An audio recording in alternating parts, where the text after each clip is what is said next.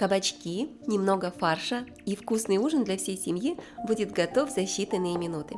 Всем привет, друзья! С вами Олеся на канале Готовим дома. Сегодня начинаем новую серию «Простые и сытные рецепты из кабачков на каждый день».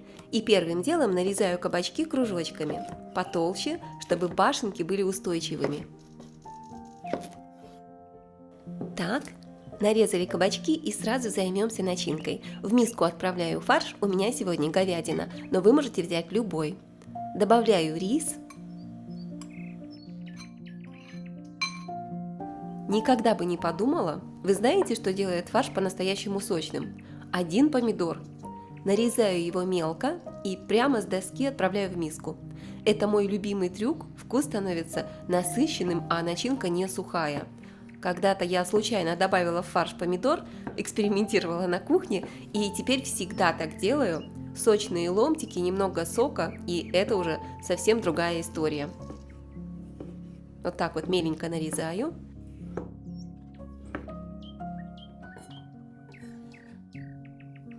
И отправляю в миску к фаршу. Теперь петрушка. Это еще один секретный ингредиент. Добавляю ее в фарш, где-то небольшой пучок, мелко нарезаю. Она не для красоты, а именно для вкуса.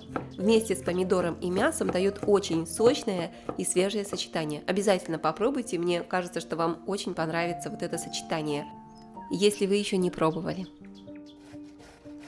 Одну луковицу тру на терке, так быстрее и без кусочков. В фарше лук как будто растворяется, но вкус получается просто идеальный. А вы как добавляете лук? Мелко нарезаете или тоже трете? Напишите в комментариях, интересно, как у вас принято. Так, натерли лук, посмотрите, какая луковая кашица, она придаст просто нереальную сочность фаршу, особенно вместе с помидором и с петрушкой, это будет идеальное сочетание. И сюда же пару зубчиков чеснока. Просто натираю прямо в миску. Он даст аромат, вкус, и вся начинка получается такой очень вкусной, с ярким вкусом по-домашнему. Немного соли добавляйте по вкусу. И черный молотый перец. Если любите специи, можете добавить свои. А я кладу чуть-чуть сладкой паприки. Буквально щепотку. Она дает легкий аромат дымка и делает вкус таким более глубоким. Попробуйте обязательно, вам точно понравится. Хорошо все перемешиваем. Посмотрите, какой получился фарш. Такой яркий, сочный, очень красивый. Уже на этом этапе хочется попробовать. Теперь формируем башенки. Беру небольшую ложку-вилку фарша и выкладываю прямо на кружочек кабачка. Аккуратно разравниваю вилкой. Сверху еще кружочек кабачка и снова немного фарша. Все очень просто.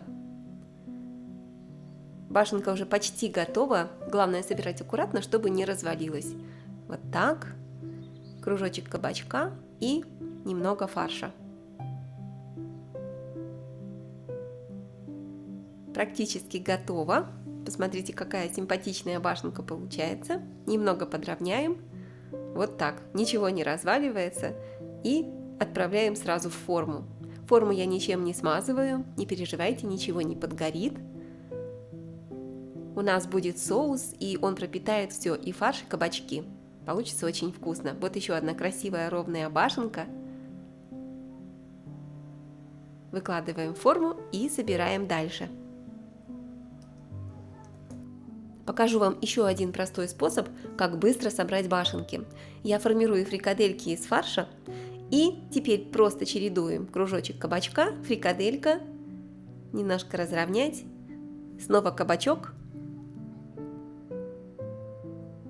Все собрали очень быстро и просто, можно уже отправлять в форму. Так получается быстрее, особенно если готовите сразу много. И выглядит достаточно ровно и аккуратно. Отправляем в форму и покажу, как я делаю это быстро. Вот мой удобный способ. Заранее формирую небольшие фрикадельки, раскладываю их рядом с кружочками кабачков и начинаю собирать. Один кружочек, немного фарша, еще кружочек. Все просто и понятно. Когда все под рукой, процесс идет быстро, прямо как по накатанной. Очень люблю такие моменты, когда работа спорится и каждая башенка получается аккуратной и красивой. Вот так вот, посмотрите, как здорово. А вы как чаще делаете? Все по одному или сразу несколько штук подряд? Укладываю башенки в форму и немного подравниваю. Очень хочется, чтобы все выглядело аккуратно и аппетитно.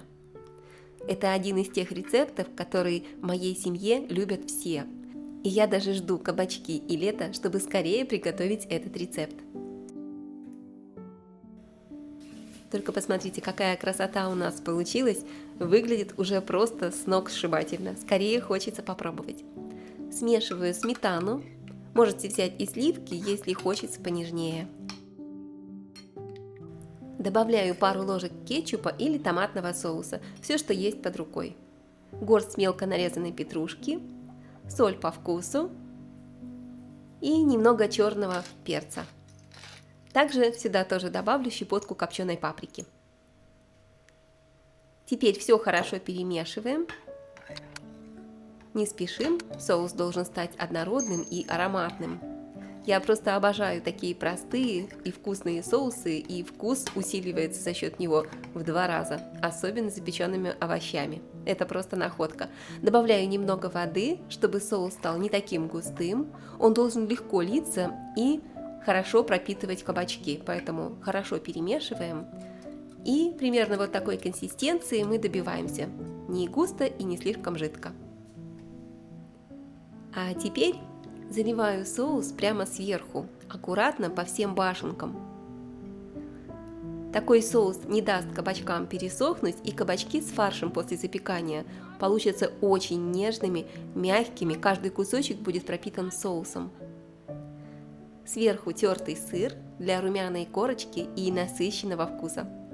Сыр подойдет любой, который хорошо плавится, моцарелла, гауда или тот, который найдется у вас в холодильнике. Я очень люблю, когда сыр сверху подрумянивается и получается такая вкусная, аппетитная, золотистая сырная корочка. И отправляем в духовку 180 градусов примерно на 40 минут или около часа.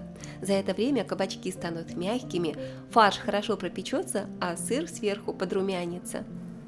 Дорогие, спасибо, что готовите со мной. Ваша поддержка для меня очень важна. Если смотрите мои рецепты из другой страны, обязательно напишите, откуда вы. Мне всегда так тепло читать ваши комментарии со всего мира. Ну, посмотрите, это просто загляденье. Сыр расплавился, стал румяным, пахнет на всю кухню. Посмотрите, башенки отлично держат форму, ничего не развалилось. Все аккуратно, красиво и вкусно. Сверху поливаем вкусным соусом. Нож входит как в мягкое масло, все пропеклось идеально. Внутри сочный фарш с овощами, а снаружи мягкий кабачок и золотистый сыр. Простой ужин, который запомнится. Приятного аппетита и скоро увидимся!